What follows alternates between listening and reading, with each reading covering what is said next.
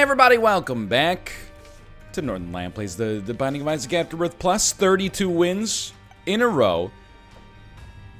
I think we're gonna be Eden today. We're gonna go outside of the box. We're gonna play Eden today, if that's okay with you. That's a joke, of course. QJ7J9W11. Great stats and a trinket I wish I had looked at before we entered the room. That's all I'm gonna say. I would like it if this trinket were gone. Shovel is okay too. It's not, you know, Shovel's one of those deal with the devil items where when you get it for free, you're a little bit excited because it's not always worth paying for. It's like, you know, you ever go to a fancy restaurant and sometimes, like, they'll give you a course before an appetizer. Like, you order an appetizer because you're a little hungry. And then they come out and they're like, here's an amuse-bouche, compliments of the chef. And you eat it, and you're like, well, I wouldn't pay for this. It's like literally like 3 atoms wide. But to get it for free is pretty slick. So I consider Shovel, it's like the perfect amuse-bouche. Sure, it can do some stuff for us. It could even help us out in the pinch. But, you know, we really want, like, the real value is crawl spaces and black markets. And the problem with that is that crawl spaces and black markets themselves don't really, on average, tend to be all that good. Always exciting, but rarely that good. So what am I doing here? I'm just leaving that item room behind? Surely that's... You jest. Surely you jest. I do not jest, and don't call me Shirley. I'm leaving it back there, because I don't know whether... here's the thing, we might want to take 10 bombs. Maybe we find 4 tinted rocks on the rest of this floor, so I think we need more complete information. I won't take it. We also, if we want to re-roll it, which is my... That hurts. My expectation right now, do we want to re-roll it with money, or do we want to re-roll it with bombs, you know? It's a tight decision-making process here. Because bombs are, of course, precious, but if we got no tinted rocks on the rest of this floor, maybe we'd rather re-roll it with bombs. Not to mention 2 cents is rarely enough to get done what we want to get done on a reroll anyway. But, regular Ragman, that's life, baby. That's baseball, you know? You're gonna end up fighting regular Ragman on occasion. He's annoying, but he's not nearly as annoying as the champion varietals.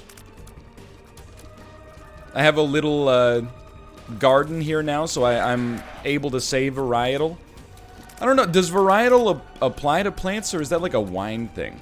I feel like there's all sorts of wine words, you know what I mean? You may not know what I mean, but you know what I mean. Tannin, that's a wine word. People are like, oh, taste the tannins. Ooh, this wine is a little too tannin rich. Look, I'll stop myself right there. I don't know anything about wine. Latchkey is pretty solid. We needed the... Well, need is a strong word, but we are happy to have gotten another Spirit Heart. It all comes down to that room, huh? That item room. I really do feel like 10 bombs is pretty close to being worth it. Like, I'm trying to perform the calculations in my head, but I don't know. I got an Intel Celeron chip in between my ears. I don't know if I'm capable of figuring this one out. Because we'll get 10 bombs. On average, we'll probably be able to re-roll 3 times. Would we expect, you know, 1 of 3 items to be better than 10 bombs early? I don't know. Let's let it roll. Continuum's okay, but it's not that good. Alright, so there's... our waist there. Okay, so you know what? This is actually, I feel like this is a gimme right here. We got 5 bombs. And then also... Sorry, what's up? Oh no! Ruka threw up. Within the first 4 minutes of a video, as usual. So let me just say, I'm very thankful that we did not choose to just pick up the item, because we pretty much just, like, I don't want to say necessarily we won the game. Also, how am I walking? What is... Oh, I like the da-da. And then da-da-da-da-da-da-da-da-da. Anyway, I don't know how that song goes. Is that a song? I don't even know what that is. Let's go. That turned out to be just outrageously good. Blank card the Gaz is, you know, that's why you take a second to puzzle it out. Sometimes in a split second, you make a decision that is based on incomplete information or analysis. Happens all the time. I've noticed, especially as I've been playing Monster Train.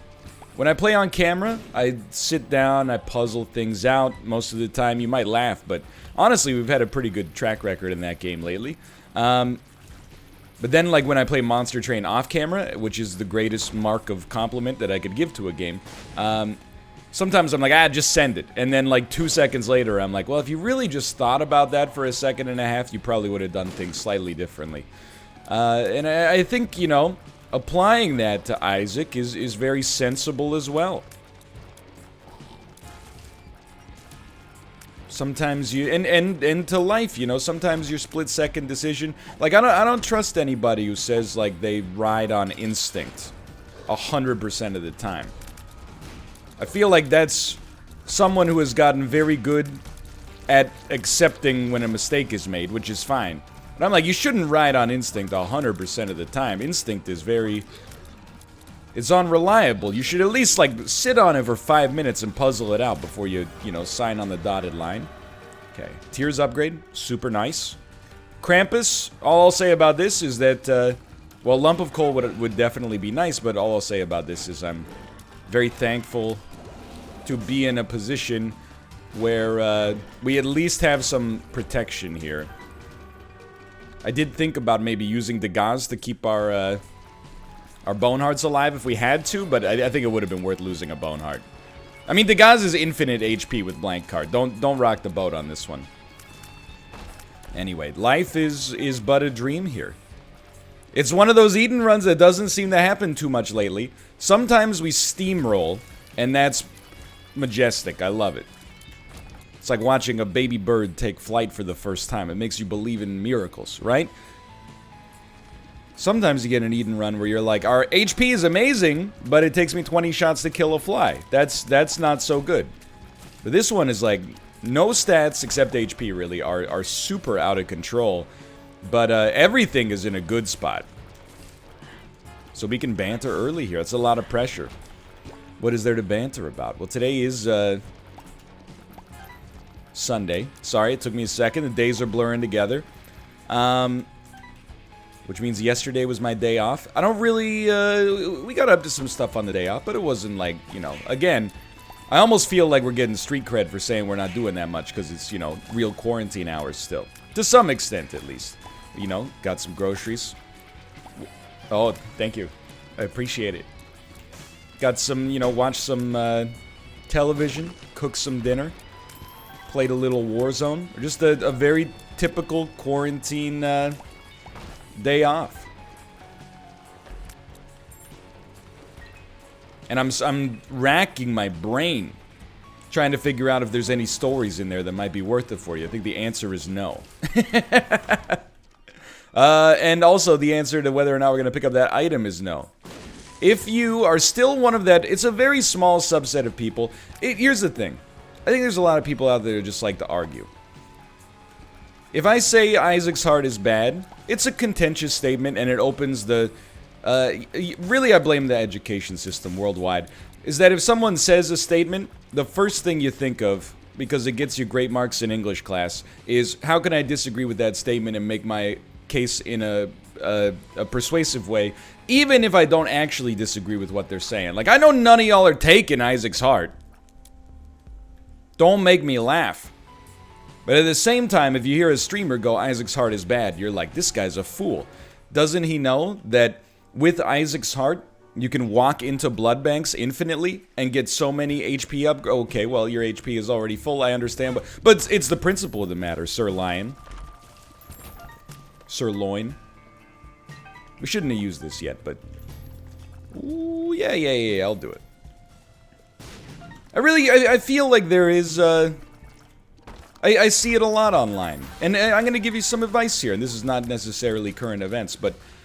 You know, I see, a lot of people when they talk about serious issues online, or even relatively minor issues, play the devil's advocate, in my opinion, too much. I don't know what happened in our, because I was like that as a teenager as well. I was like, you know, I would take the opposite position in a lot of arguments, and I remember the reasoning that I had.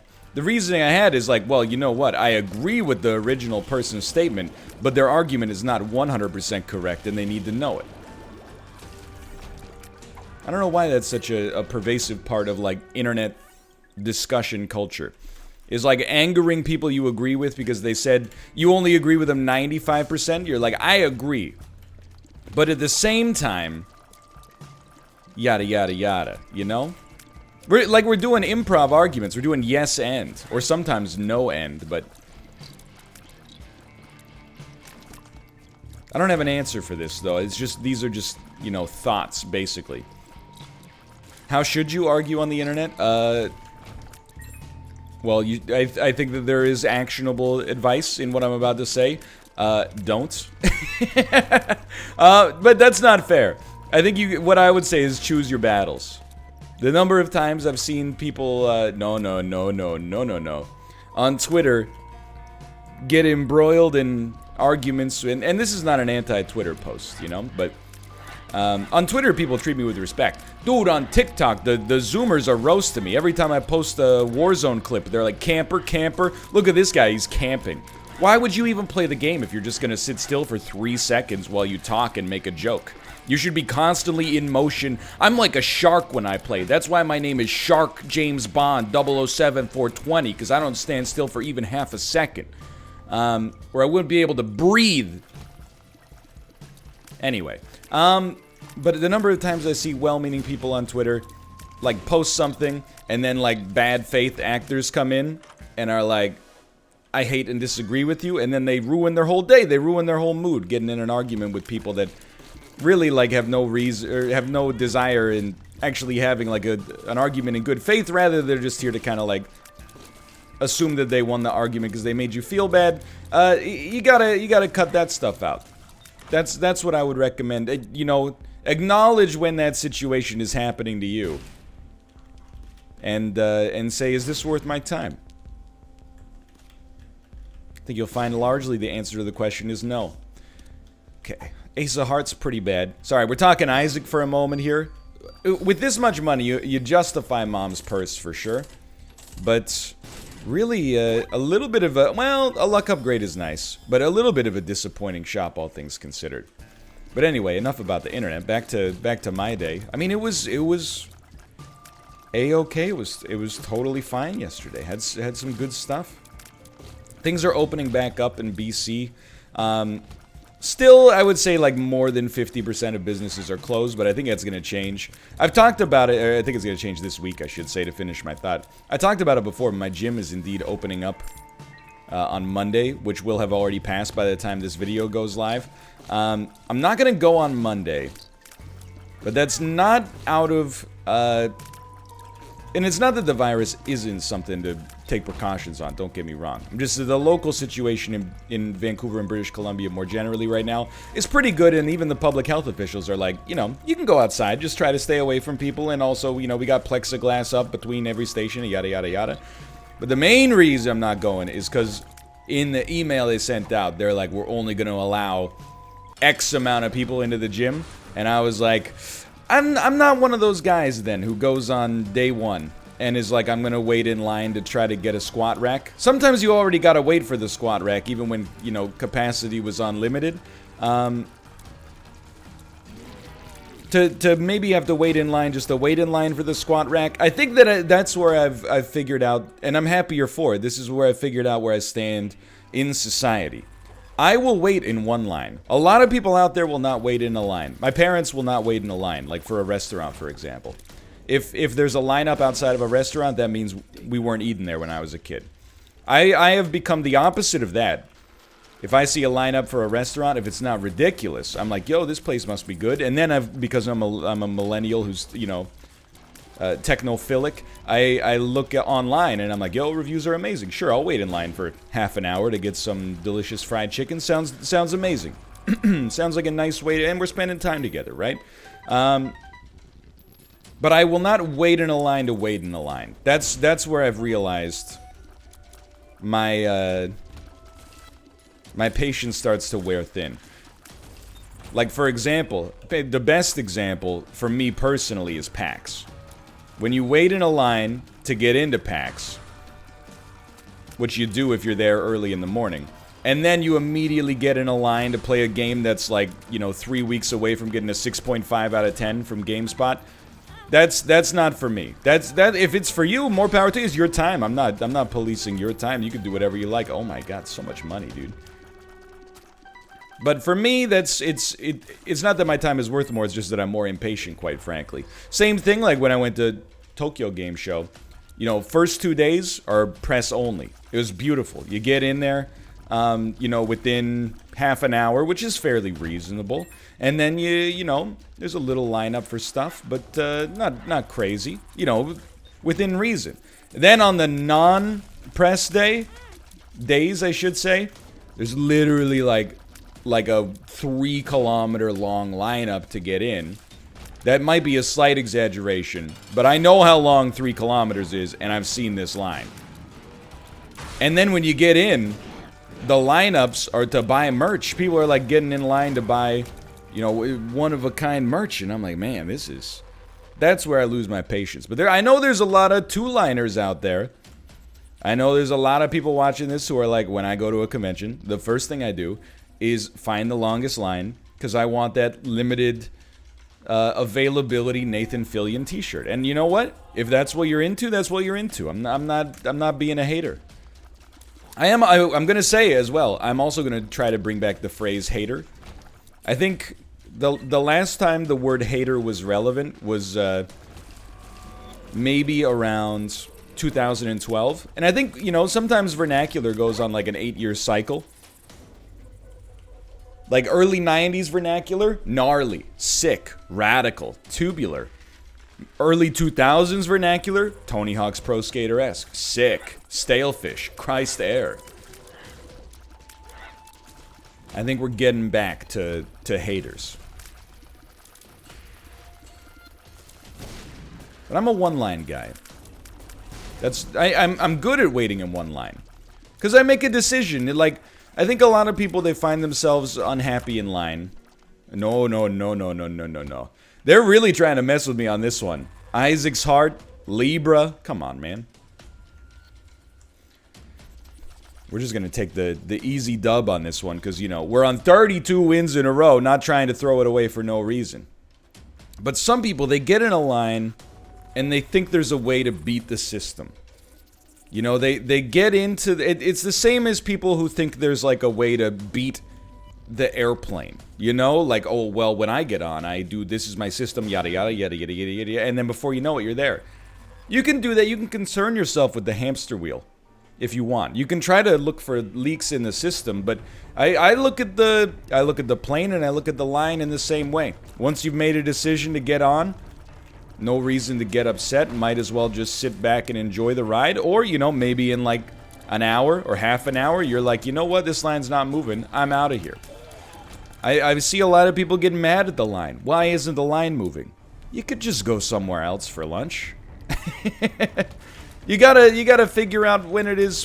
Why are you trying to start a riot in the line for Red Lobster? I don't understand. I want the Cheddar Bay biscuits too, but they're only open to go right now. And they don't taste the same when you get them home. I'm sorry, they just don't. I know you can make them at home with Bisquick and garlic powder and, you know, parsley, but they never taste exactly the same. They got it all figured out. You know what I'm talking about. We shouldn't have even tried that, but it is what it is. This run, by the way, coming together in a huge way. No doubt about that. That's my opinion on the line. You don't get into a long line and say, this will probably take half an hour. You get into a long line and you say to yourself, it takes as long as it takes. If you got the option and you want to go, then you go. What am I talking about? I don't know. I was trying to spin this out longer than it's deserved, I guess. Plus, you never know with the lineup, right? Sometimes it goes fast, sometimes it goes slow. Sometimes you get in line for a restaurant.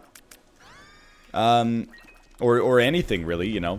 Maybe you're trying to get into a club or something. I don't even know how that works anymore. I probably have not stepped foot inside of a nightclub since like 2009, and even when I have stepped foot inside of them, I largely hated the process, soup to nuts. This a little old school vernacular for you. Don't hit me, I was being historically linguistic. Sometimes you get in line, you're one person from the front, but it's bad timing, you know? 17 people just got in front of you and they're gonna be taking their time.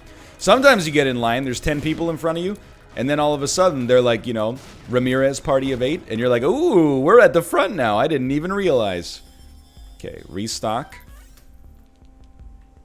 I don't think we want blue candle. We're so, like, dialed right now. And we actually got our HP full for once as well. Is there any sweeter feeling? I mean, the answer is yes. So don't this is one of those hypothetical questions where you're gonna answer and be like, yes, the love of another human being. But your answer is gonna make you look weird because you didn't pick up on the conversational cue that this is a rhetorical question and what is ultimately a one-sided conversation to begin with. Is there any sweeter feeling than choosing to get into a lineup and then, like, 5 minutes later, looking behind you and seeing, like, you know, 200 people? I don't think it makes you a bad person. I mean, you're part of the line, but it's not like you're forcing people to, you know, get into this situation. I look at it the same way as, like, what I imagine it feels like if you bought Apple stock when they were, you know, borderline bankrupt. I didn't want Eden's Soul on this one, for the record. I don't want that Eternal Heart either. I like our balance right now. You know, sometimes, you know, we go to a popular ramen joint in Vancouver, although I have not dined in since mid-February, maybe. But when we would, you know, in the before times, used to go to this popular ramen joint in Vancouver, and there's always a line. 100% of the time there's a line. 3 or 4 years ago, there wasn't a line, you know, at the times when we normally went, which is like 9:30. But then, like, it got picked up by your TripAdvisors and your Instagrammers and your so on and your so forth, and now there's a line every time. And you know what? It sucks. But also, they deserve it, you know? The place is great. Where was I going with this, apart from my own petty criticisms? Oh, oftentimes, you look at the line, you have to make, like, a value judgment insanely quickly, right? You have to be like, or a cost-benefit analysis, I should say. You gotta be like, okay, there's 8 people in line. There's, you know, a maximum of 12 tables in the restaurant. So, you know, you're looking at the capacity. These guys are going to fill about half of the restaurant. Oh, we're looking at this table. They're putting their coat on. Oh, and there's nothing like when you're standing out there in the rain, as you often are in Vancouver, and you're looking inside, and people have finished their food, but are just kind of sitting around, just like... I don't know, I just don't want to leave right now. I just enjoy the fact that I'm in the glass building, and you're in the rain. Ha ha ha. And it hurts me doubly, because I'm not one of those people. I'm not one of those people who, you know, when they finish eating likes to sit there. I'm one of those people where, when I'm done eating, I'm like, let's get the heck out of here.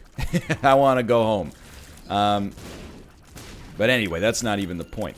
You know, you start to do the cost-benefit analysis, and you go, you know what? I've decided it's acceptable to get in this line. You get in a line, and then 5 minutes later, triple the line got in behind you. It feels great.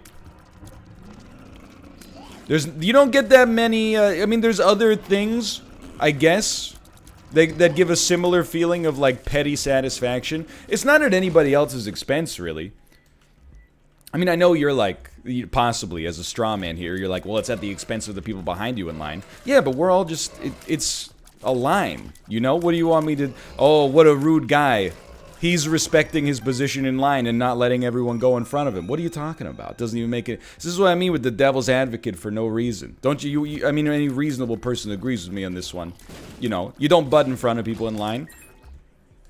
And you don't have any obligation to let people in line behind you go. I'm a strict line structuralist. Let me just put it that way. I have in the past, if I have a large grocery order, like I got a cart full of goods, and there's someone behind me that has like 2 things, I'm not gonna lie to you and say I make a habit of it, but I have on occasion in the past been like, you can go first, because you've only got a few things in your cart. I have done it.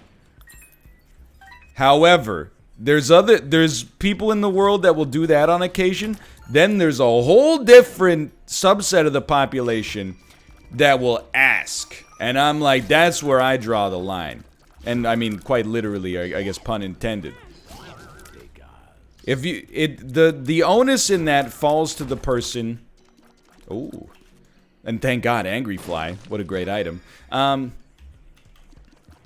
The onus falls to, and if you disagree with me, we're gonna have words here. The onus falls to the person in the front of the line to offer their spot to the person behind them.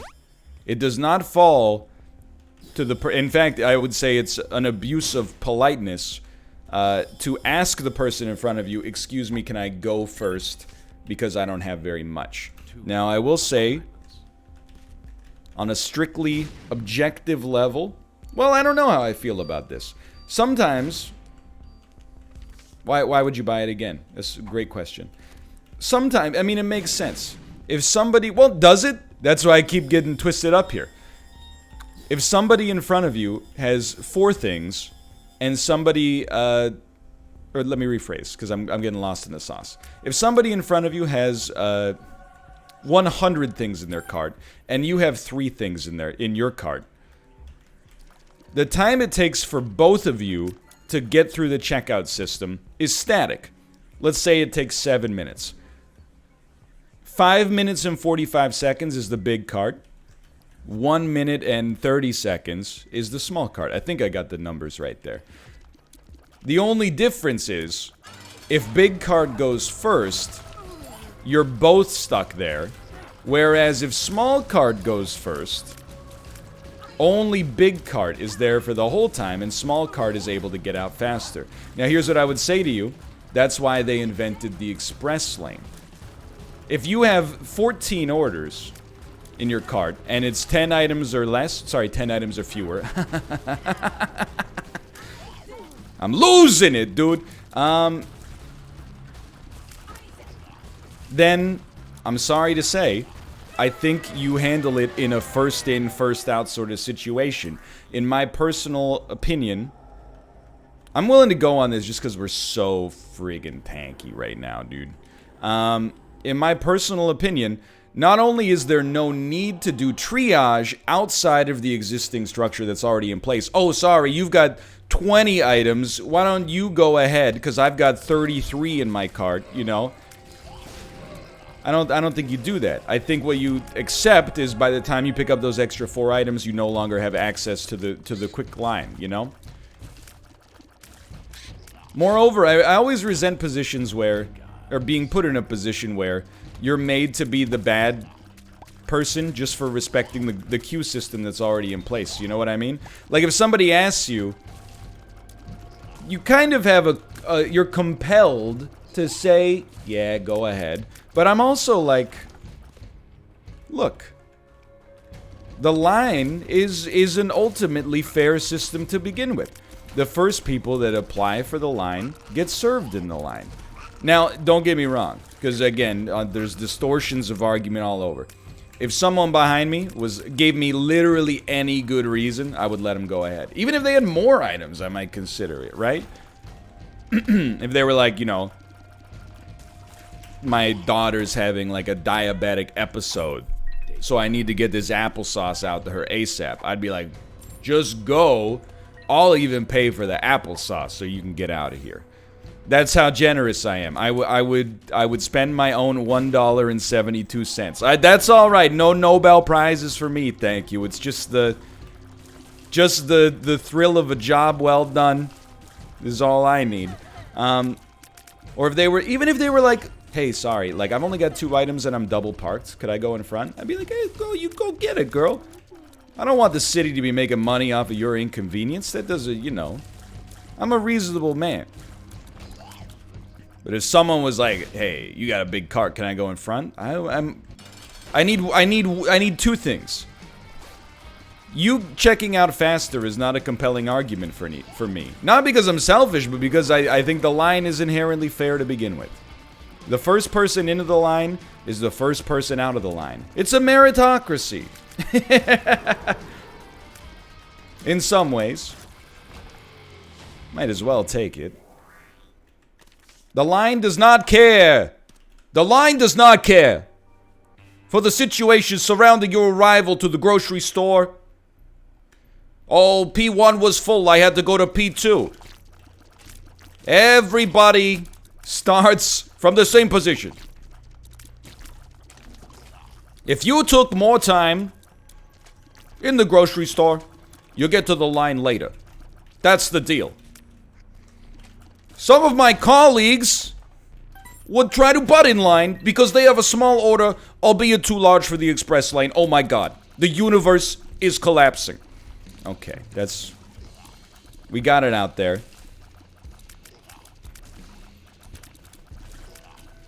I'm having a good time on this run. We don't need that. We don't need... I mean, we did the little things right on this run. We only had to do it right for one floor, but I'll take it.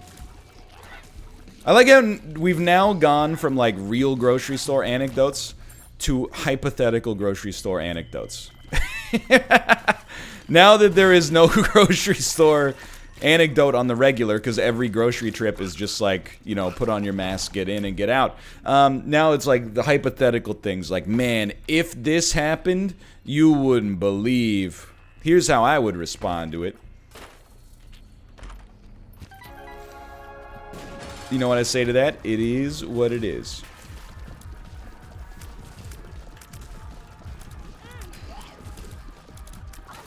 I got nothing else. That's basically it, dude. That's basically it. You know what I realized, dude?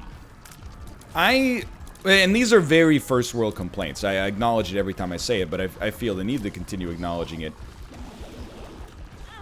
I feel like I do kind of miss dining out in restaurants, but I also feel like the last few months have been a really big boon for the takeout side of the industry.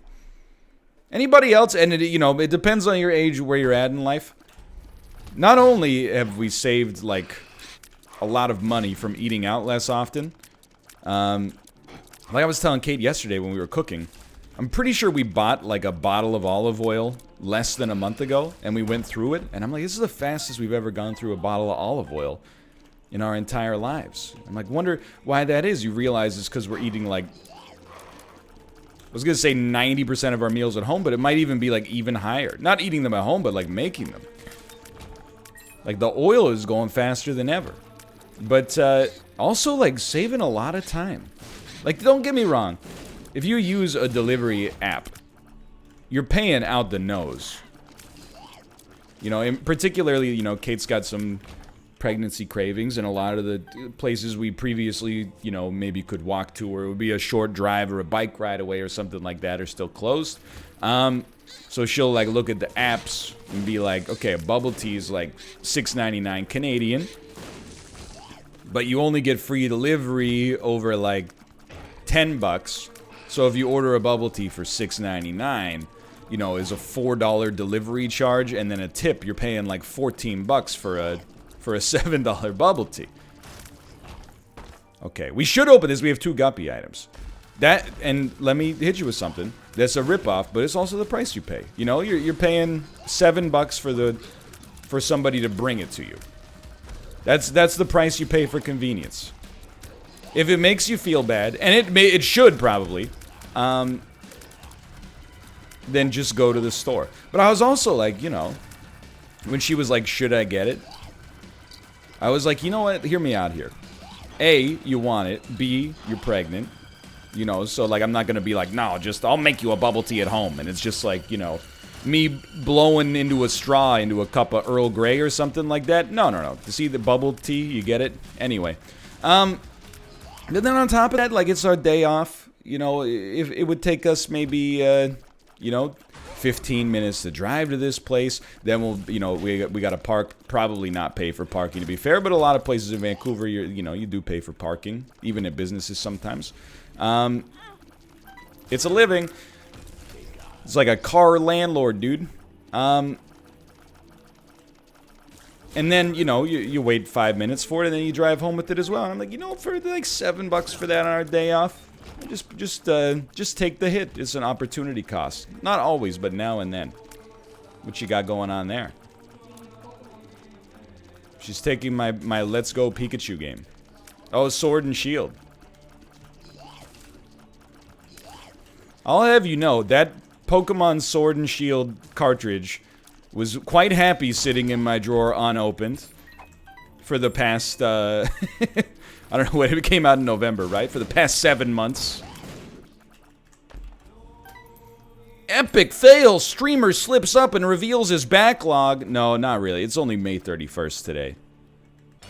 The backlog is quite small right now. Honestly, it's quite small because just like a lot of, you know, series going on. I can't help but notice, Kate, you took my Nintendo Switch Pokemon game, and then I heard the dryer open and close. I know that you're upset that they didn't have a national Dex in that game, but that's no reason to put a perfectly good video game into the washing machine. Come on! This is what you get when you marry a gamer. She's toxic. She's hurling all sorts of insults at me. She's saying, you shill. You game freak shill. This is all in jest, by the way. This did not... She doesn't think it's as funny as I do. Oh. Anyway. Hey, remember that? Remember that, Kevin? Get this. Game Freak is removing some Pokemon from their game. Did you hear this, Kevin? Did you hear this one?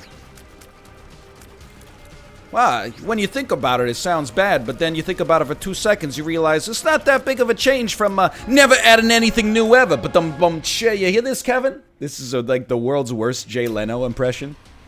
Just a truly awful Jay Leno impression. Kevin. That's basically what it is. Kevin, did you hear this? That doesn't even sound like Jay Leno. Kevin! Did you hear this? Some of my colleagues have thrown the Nintendo Switch consoles in the washing machine. Oh my god.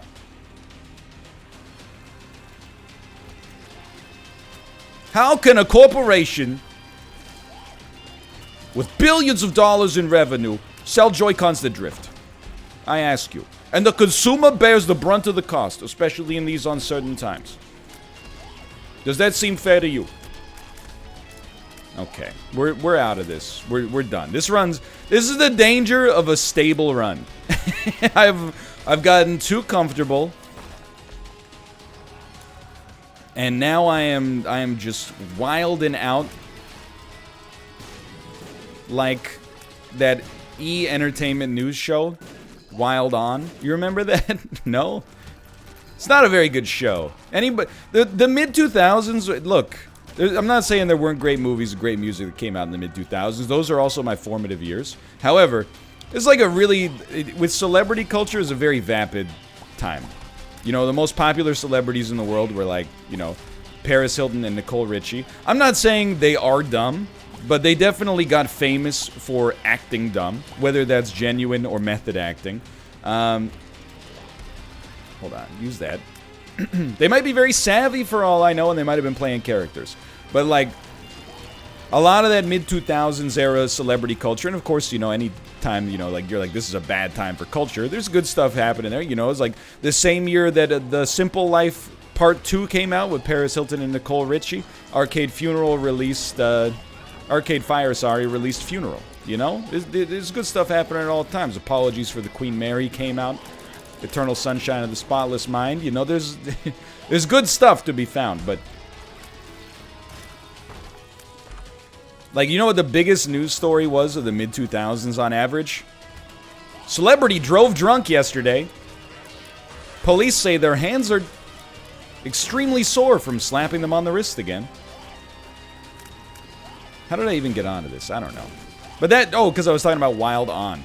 Wild On was a show on the E-Entertainment Network where basically the host went around to places in the world that were partying, and they just, like, filmed the parties. There's a lot of, like, beautiful people dancing, and then I'm assuming taking designer drugs off camera. It's not slander, I didn't name names. Plus, the people that were on the show are, like, legitimately in their 50s now, so... They're probably not watching. They're too busy destroying the property market. What am I talking? He's going off, dude. Get me out of here. This run, it's past its best before date. We got it so clearly locked in, but just let me go. And that was like, people would like, I'm not saying it was must watch. It's a bit spicy, let's do it. I'm not saying it was must watch television, but there were people like, oh, Wild On is on. Let's go check it out. Let's go see what's going on in Ibiza. Wow, people are dancing. Crazy.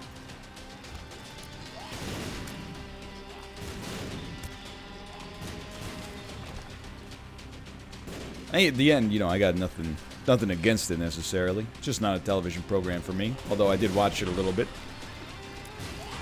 And I'll leave it at that. There we go. Okay.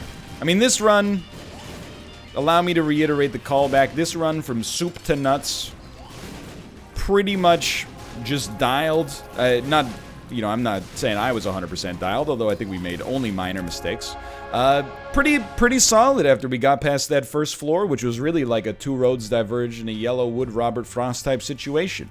33 wins in a row. Henrik Sedin would be proud, and I am too. Thanks for watching. Hope you guys have enjoyed it. If you did, click the like button. Helps us a great deal. Of course, subscribe if you want to see more in the future. For now, thanks for watching, and I will see you next time. Oh, by the way, click the like button. You watched all 41 minutes and 17 seconds. You must have enjoyed the video. As a long-term viewer and possibly subscriber, by the way, subscribe if you haven't already. The best way you can continue to support the channel and the series you like is to click the like button. Sends a message to the YouTube algorithm. Hey, even though this guy's not making prank content or giving away $1 million to his friends for, you know, doing a bottle flip challenge, it's still good content. Go ahead and give it a watch. And then they show it to more people. A percentage of those people watch and stick around. And before you know it, they're in the comments telling you what happened in the year that's represented by the Isaac episode number. Thanks for your support, and I'll see you next time. See ya!